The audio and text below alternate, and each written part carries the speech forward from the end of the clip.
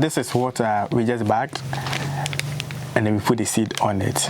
Now when we put the seed on it, in 2 weeks time, it should see something like this. Okay, so it has started. Yes. So is that a colonization? Yeah, this is a colonization. So it has started colonizing. Okay. And then by 6 weeks time, when it is ready and then you're about to cash out, it looks like this, all white through.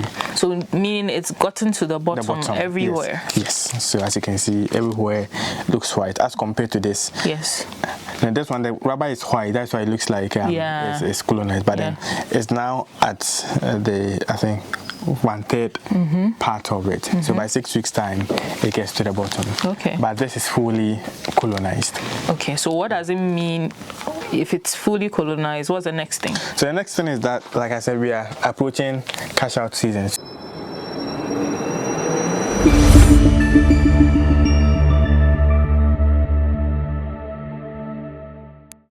Hello everyone, and welcome to a new episode. My name is Jacqueline and I'm your host. Today we are visiting QET Organic Farms Consult. QET Organic Farms is into various kind of farming. They do vegetable farming, snail farming, and then mushroom farming. Today we are zooming in on mushroom farming. Join me, let's find out what they do. Who knows, you could be the next mushroom farmer. So, hello and then welcome to our channel. Can you please tell our viewers about yourself? Okay, so my name is Emmanuel. I'm the founder and CEO of QET Organic Farms and Consult. We're located here in Tichamante, around Insawam. QET is an agribusiness venture that was started somewhere in 2020. And then over the period, we are focused on converting agricultural waste into producing food, and so we do snails, we do mushrooms, we do vegetables, and then we do all these organically, Okay. Yeah. So the health part of it is what is really a catch for us. Okay. Yeah. Okay. So that's why it's mainly organic. Yes, please. Okay. Today we would want to zoom into your mushroom farming. Okay. Emmanuel, I want to start a mushroom farm. Okay. I mean, listening to you, I can try this in my backyard, right? Yeah. And then maybe commercialize like you have to. Sure. But what do I need to know? What do I need to know to be able to start a mushroom farm? Okay, so starting a mushroom farm depends. The first thing I always talk about is budgeting for it. Okay. So you need to first get a budget for it, and then the space available. Okay. So you could literally start from your backyard, from your kitchen. Okay, kitchen. Yeah, from kitchen shelves. Yeah. You could even start from there. Okay. Yes, so but it depends on the bigger picture that you're looking at. Is it something that you want to do over a period and then turn it into a business? Is it something that you just want to do for home consumption? Okay. Is it something that you just want to do for family and friends, or something that you want to really expand over the period? So starting, you should have that picture also in mind. Okay. Yeah, so that would inform even some of the investments that you need to put into it and what you need to do. So for instance, if I'm doing it just for home consumption, maximum 50 cedis to be able to start with something, because at the moment 50 cedis. Yes, a bag is sold for 5 cedis, so 10 bags gives you 50 cedis. Okay. And then with that you can be harvesting almost every 2 or 3 days for the next 3 months, so that means you're not going to be buying mushrooms from outside. If you want to start and then expand it for like a business over the period, then now you can look at, okay, maybe instead of doing 50 cedis, I'll do 500 cedis.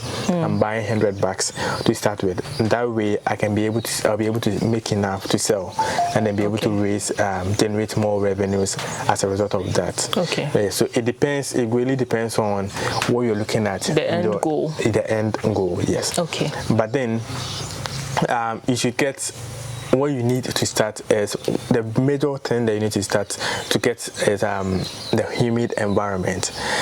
mushrooms do not want a lot of sunlight. You need some little amount of sun rays, but not too much of it. Okay. It doesn't want the heated area, a place that is, there's so much heat, it wouldn't be able to survive. Okay. And you need a fungal, so the higher the heat levels, the lower their rate of being able to multiply and then grow. Okay. Yeah, so you need a humid environment. That's the basic thing. So if you live in an apartment where you have even a spare room, you could start with it. Okay, so it will do all in a room. Yes.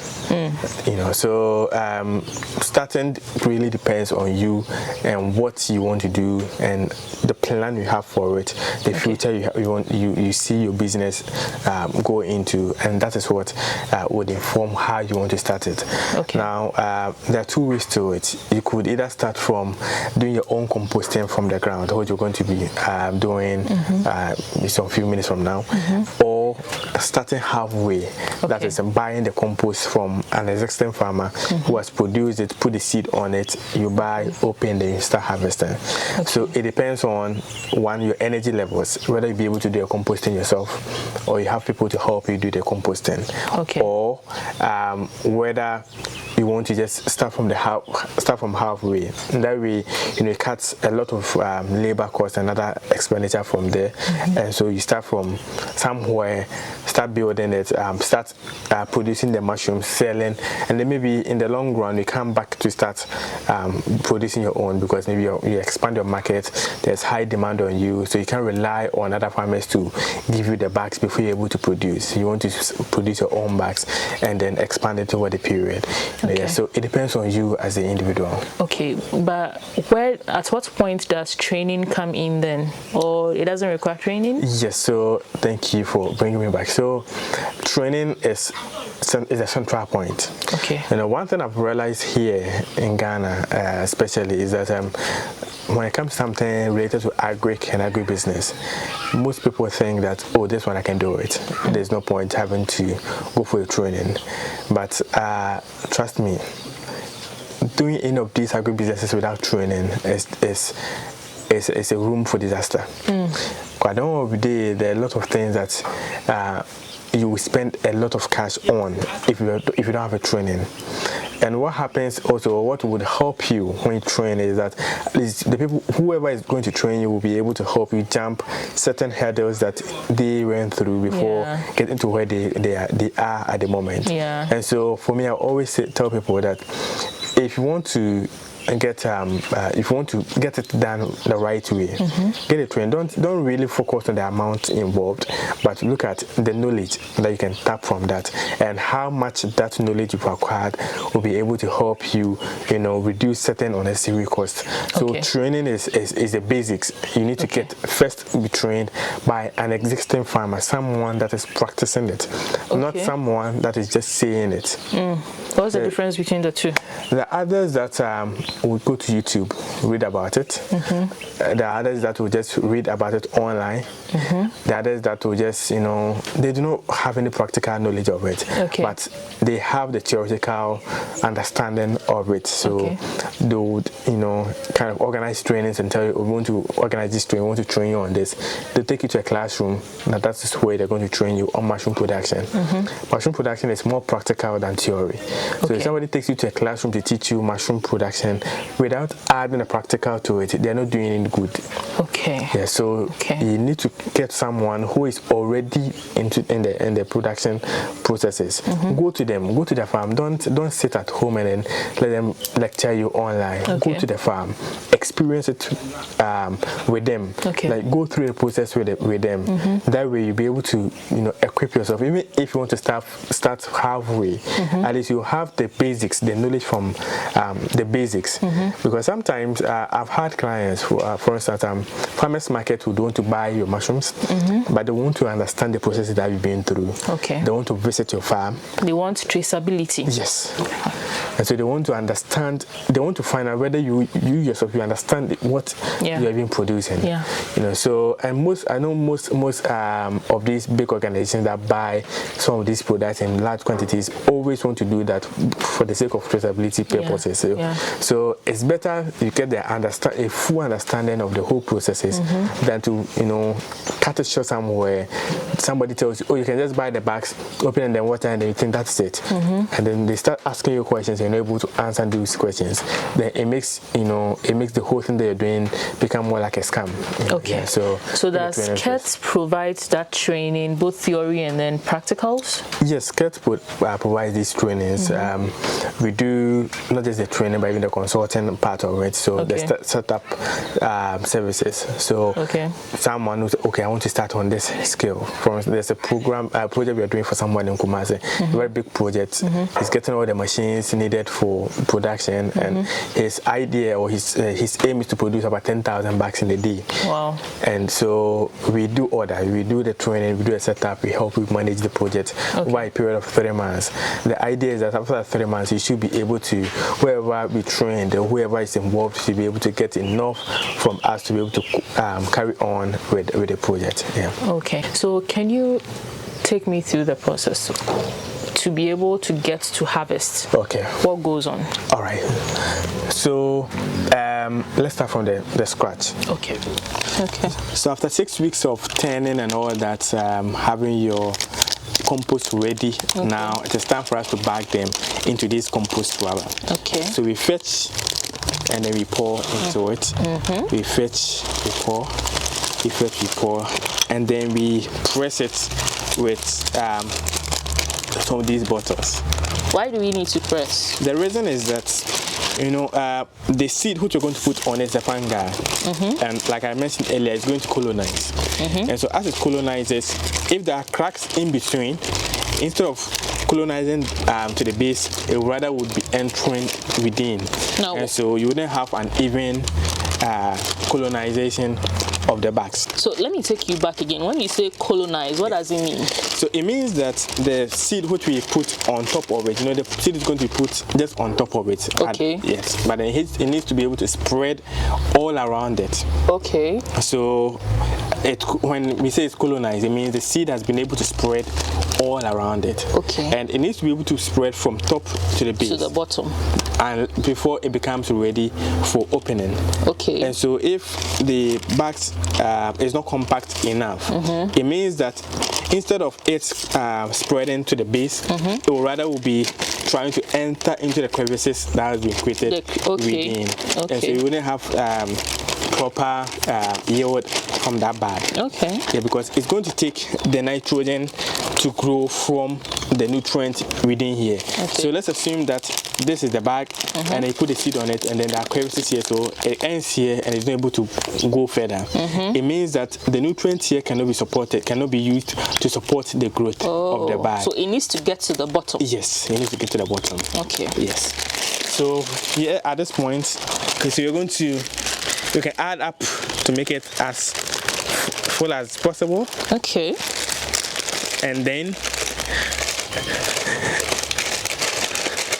the next thing is that we're going to close it. So by closing it, we're going to be using this the PVC pipe to hold it.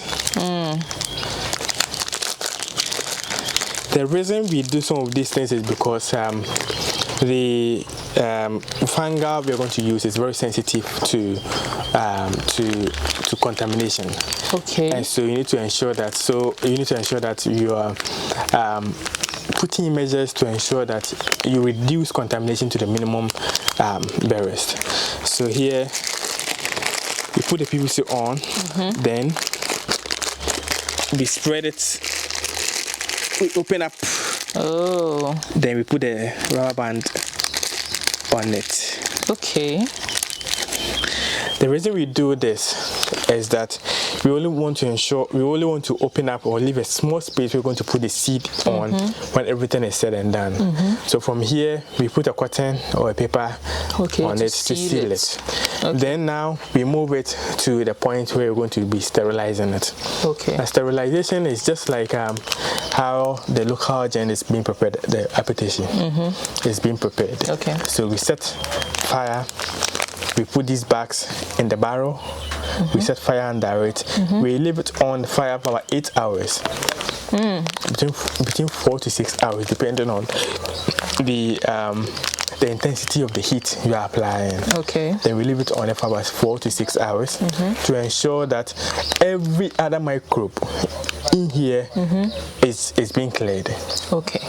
But with that long number of hours, wouldn't it affect the right ones in there? No, so here at this point we don't need any microbe in here. Okay. We want to clear off any form of microbe in here. Okay. Then once we're able to clear everything, that's when we're going to introduce our microbe of interest, which is the mushrooms, the oyster mushrooms. Okay. We introduce that fungi onto it. Okay. So we heat this on under steam.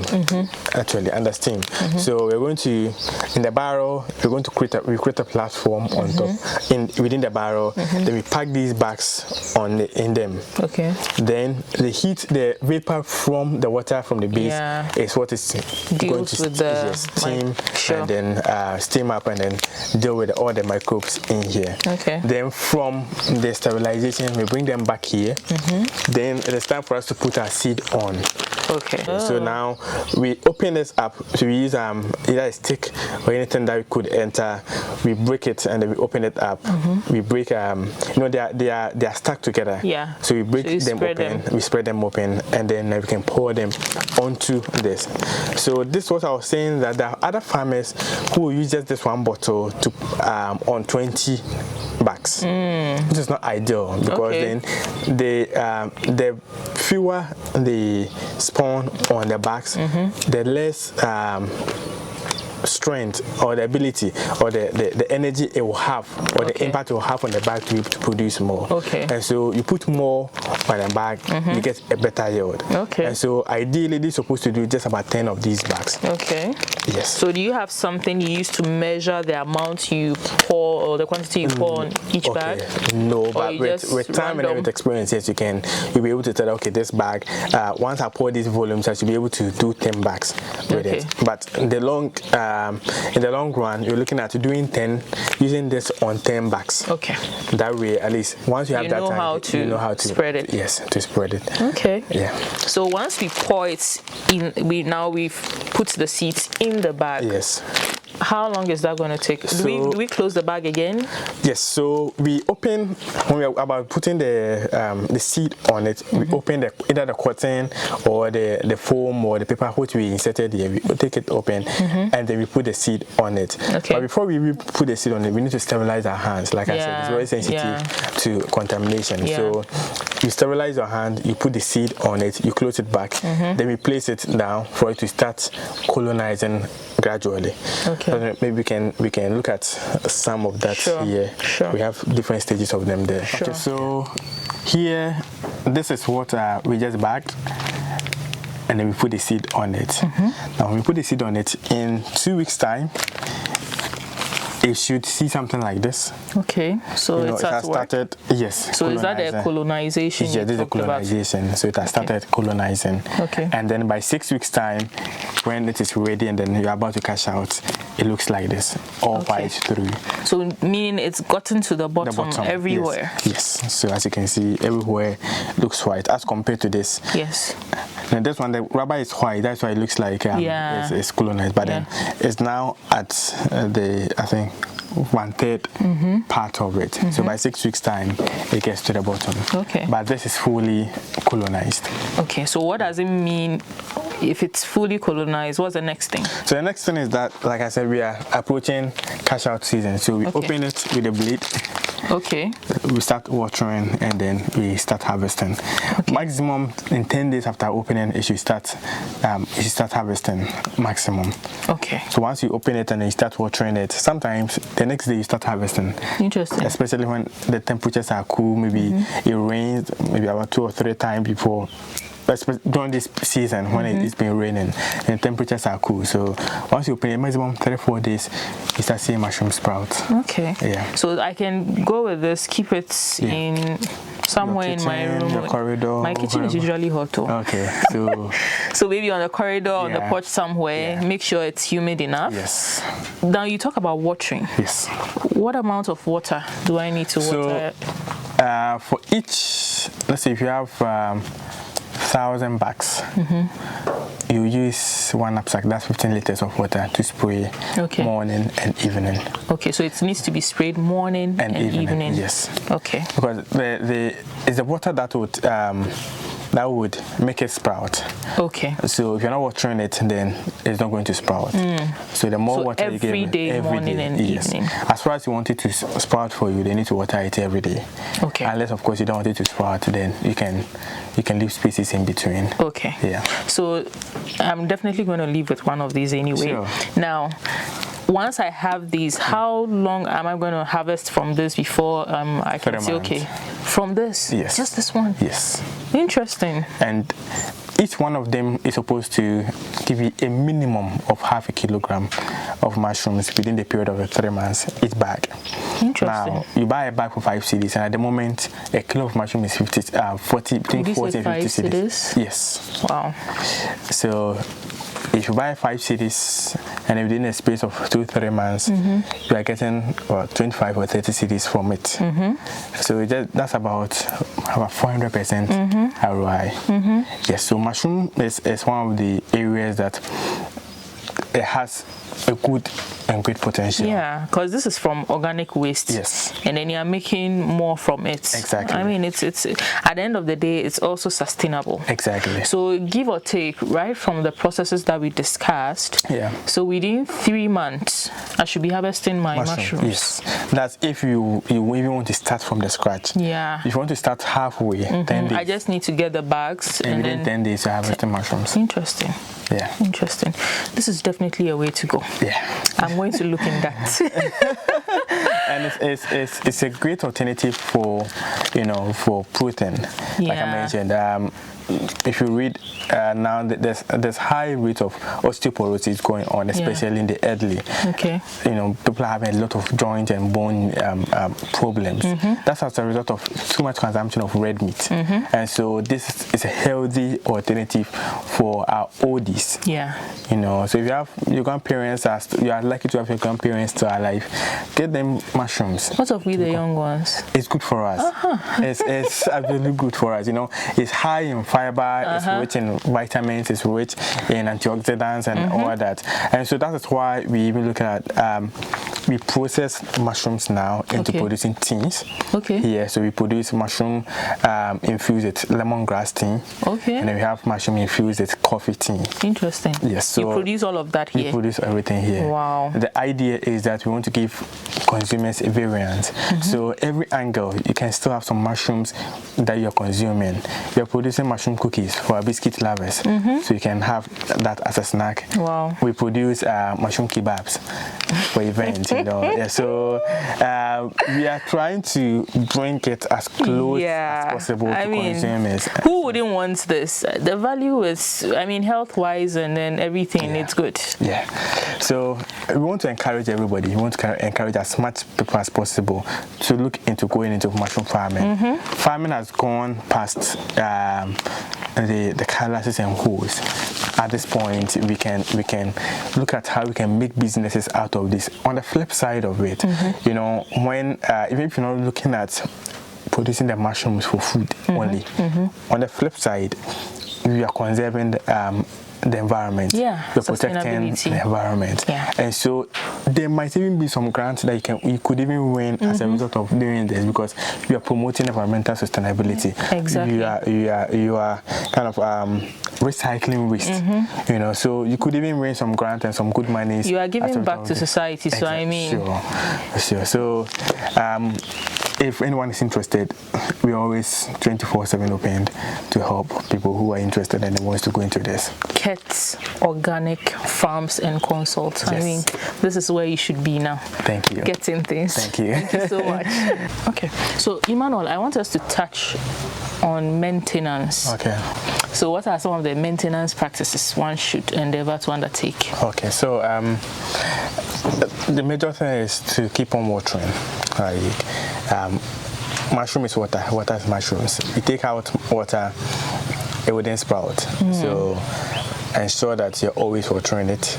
Okay. Ensure so that the humidity you give to it from the beginning is able to be maintained. So you don't allow so much sunlight, sun rays to be hitting it. Else, even when it starts sprouting, it will start drying. Okay. So it needs to be balanced. Yes. The sunlight should be very, very minimal. Very minimal sun rays. Yeah, and then ensure also that after 3 months the bags are not completely off, but you didn't really get any good yield. So that's why we say after 3 months you discard it. But if you're doing it in the backyard or you're doing it for home consumption, you can even leave it for about 4 months and then you still be harvesting. After that, the compost, which is rich in nutrients, could be used for your garden, could be used for, you could plant some lettuce in it whilst it's still in that it's still viable. It's still viable. You can get some lettuce seedlings and then plant them within. So it doesn't there's nothing waste here. You ensure that you make good use of it to the optimum best that you can. So basically it's watering. How often? Twice a day, morning and then evening. But during intense heat, you can do morning, afternoon, evening if you are available. Intense heat, morning, afternoon, evening. So with all we've discussed to this point, I'm sure it hasn't been an easy ride. And let's focus on mushroom again. What has been the challenges in your mushroom farming process? So like I mentioned, one of the major challenges that we faced as a business and then starting has to do with failures. When I started, I had a training, but the training wasn't from someone that was practicing. So it was more like just a tutorial, an online tutorial that I took. And so I thought I could do it, but we made a lot of mistakes. A lot of mistakes, expensive ones, before we were able to get it right. So that's, I would always say that, get close. If you really want to do it as a business, get closer to someone that's already doing it, and then get the facts right before you even think of expanding. And then also, the other thing has to do with the weather changes, the climate changes. It's also affecting mushroom farmers also. So it means that you always have to be monitoring. Once you see that some of your bags are watering, they're drying off, then you need to create some changes in your cropping room or in your mushroom farm. So these are some of the challenges, and then I think workforce. Definitely. I was going to ask you, labor. It's always a challenge down here in Ghana, and but then we are hopeful that some interventions will be made, especially from the government's point of view, to look at some of these things, because I think last year alone, Ghana imported over 200 million worth of mushrooms. Worth of mushrooms. We can produce that here. We can overly produce here and even export. But why are we importing? We imported all these volumes of mushrooms, common mushrooms, into Ghana. So there are a lot of opportunities in there.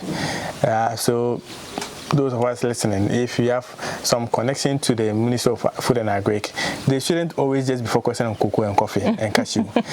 These are also avenues that can create a lot of employment, can create a lot of jobs. We can actually add value, process them, get quality products from these products, and then we can the sky will be our limit here. That's good. So Emmanuel, challenges are part of agribusiness, undoubtedly. I'm sure regardless of these challenges you've had to face, manpower and all of that, you've enjoyed some successes. Tell me about them.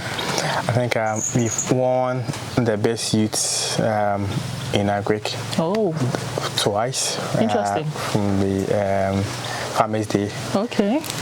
one in Shawi Sudoku and then one also here in Ayeswano. Nice. We won, I think, the Agritech Company of the Year last year with at Association of Ghana Startups Networks, and we've had several nominations here and there, 40 under 40, and several other nominations here and there. Interesting. We've won some grants, like I mentioned. The flip side of it, you can look at doing mushrooms not just for the mushroom sake, but then the other part of it, that's the sustainability, that's about the environmental protection part of this. So by God's grace, we've been able to win some grant also from that. We've been able to acquire some heavy duty machines to help us increase production and expand productivity. Yeah, so we've chopped some successes also. But then, like they say, when the going becomes tough, you just have to develop a tougher skin to be able to, sail through. And so the challenges are there, but then we are not making that hinder our progress, because what we want to see is to get to a point where mushrooms become very popular in every home. Just like we have chicken being popular in every home, we want mushrooms to be very popular, and that's how come we have been looking at expanding and bringing several other products from mushrooms, so that it becomes a household thing. Once you mention mushrooms, even a kid in the home should be able to identify with that there's mushrooms and then it's good for their health and all that. So yes, we've had some successes. That's good to know. Regardless of the downsides, I mean, you have these to look on and then motivate you further. I'm curious to know, so how do you market your mushroom products? Okay, so to be frank, mushroom sells on its own. Okay. It's a product that once people get to know that you are doing this, it sells by its own. Okay. But we have some restaurants in Accra, some in the airport that we sell to. Okay. And us here at QET also, because we started with the processing, now we consume much of the produce that we produce here into producing the other products that we are doing. Yeah. But then on a regular day, mushrooms are always in constant high demand. Okay. There's always demand for it from the pizza joints, from the shawarma, from the restaurants, especially the expatriate restaurants. And the wild mushrooms are no more. They're seasonal and they are not even readily available. Yeah. And so oyster mushrooms has become the greatest substitute for the wild ones. Sure. So for us to have a sustainable and then a continuous supply of this, especially for restaurants, for supermarkets, for them to be able to have a regular supply or a regular sales of these products, they need mushroom farmers to grow for them. And that's what's accounting for the high import rate of mushrooms. As you mentioned. You talk to some chefs, and they do not even want to use the imported ones because of the way they are in cans and all that, so they don't get the fresh fresh as they want. Exactly. But then they're not, on the other hand, they're not getting also from the farmers, because there are just a few farmers producing, and so they still have to resort to getting from these imported ones. And so the market is huge. I would always encourage anyone that if you are looking at an agribusiness to invest into, I always advise that mushrooms is one of the areas that you should pay attention to. So the market is already available. You just need to get in there. Exactly. And even as we buy as well. So in case you're not getting anybody to buy, call us, we will buy for you. Interesting. Oh, that's good. That's good to know. So tell me, do you have any last words for someone who is out there watching and then wants to go further, do something more in mushroom farming? Okay. So like I've been saying, mushrooms is not just about producing mushrooms itself, but it's about sustainability. It's about environmental protection. It's about making an impact. I mentioned that you could even sell the carbon credit that you're saving the planet. By doing mushrooms, you can have some carbon credit you can even sell, and that is even worth more than the mushroom you're going to be selling to consumers. So mushroom is not just about the farming itself, but it's a business venture on its own that you can grow from the scratch and make it a conglomerate if you want it to be so I encourage everyone to look into mushroom farming, and don't make the mistake I made. Don't just get a training from YouTube. Get to any farmer who is practicing it, like QET Organic Farms. We always here to support you, but always get closer to a farmer who is doing it practically, so you can understand all the processes and then not make the mistakes we did from the beginning. And so I want to say that it was good having you or having us on this channel, and we really appreciate it. It's been good talking to you too. Thank you. And what we do, as part of what we do farm management services, we do farm setup services, we do agribusiness skills training, we do auditing, farm audit and all that. So in case you are already farming or you're already into agribusiness, you're having challenges here and there, you need some training for your staff, you need certain things to be streamlined in your farm or in your agribusiness, we are always available. You can call on us and then we'll come and then help you. So call us on 0554 121 998, 0554 121 998. Follow us on Facebook, QET Organic Farms and Consult, Instagram, QET_foods, on TikTok we are there as QET Organic Farms and Consult. Thank you for having us. Thank you for your time too. We appreciate it. Okay. So I got one of the bags. I'm taking it home, definitely keeping it on my porch, water it, and in the next 10 days, I'm so eager to see how it's going to turn out. I loved every bit of today's interview. I hope you did too. Key takeaway, don't ignore training. Training is key. Who knows, you may be the next big mushroom farmer. And the beautiful thing is, mushroom farming contributes sustainably to the environment. Why won't you want to try this? Thank you for watching. Please share this video. If this is your first time watching us, do well to subscribe. We are on all social media channels. Do well to follow us. See you in the next video.